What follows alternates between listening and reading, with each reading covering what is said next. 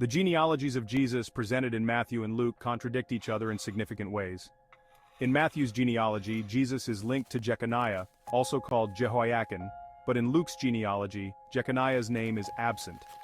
The issue here is that Jeconiah was cursed in Jeremiah chapter 22 verse 30, where it is stated that none of his descendants would ever rule over Israel. This curse is crucial because after Jeconiah's reign, his uncle, not his son, ascended to the throne, effectively fulfilling the prophecy that Jeconiah's descendants would not rule Israel. Matthew, fully aware of this curse, made an adjustment by removing Jeconiah's father Jehoiakim from the genealogy to try to avoid implicating the line of Jeconiah. However, despite this, Jeconiah himself is still included in Matthew's genealogy. This introduces a serious problem for Matthew's assertion that Jesus is the Messiah, as it suggests Jesus would come from a cursed line, contrary to the prophecies about the Messiah being from the unbroken royal line of David. Luke sidesteps this problem by tracing Jesus' genealogy through Nathan, the other son of David, instead of Solomon. While this avoids the Jeconiah curse, it introduces its own difficulty. Old Testament prophecies such as 1 Chronicles chapter 22 verses 9 to 10 and 2 Samuel chapter 7 verses 12 to 16 clearly state that the Messiah would come through Solomon's line, not Nathan's.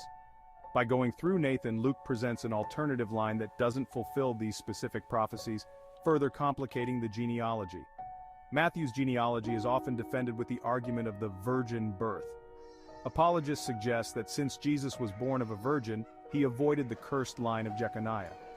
However, this raises a crucial question. Why would Matthew even provide this genealogy if the virgin birth is intended to rescue the Messiah from the curse of Jeconiah? The genealogy is meant to show Jesus' Davidic lineage, but if the virgin birth is the solution to the curse, then the genealogy becomes irrelevant. This creates a significant issue within the logic of Matthew's narrative.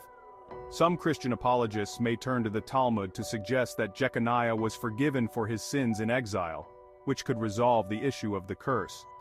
According to the Talmud, Jeconiah repented while in prison and was forgiven by God, which would mean that the curse was lifted.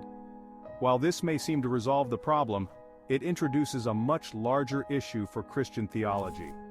If Jeconiah could be forgiven without a blood sacrifice, it undermines the very foundation of Pauline Christianity, which teaches that atonement for sins requires the shedding of Jesus' blood.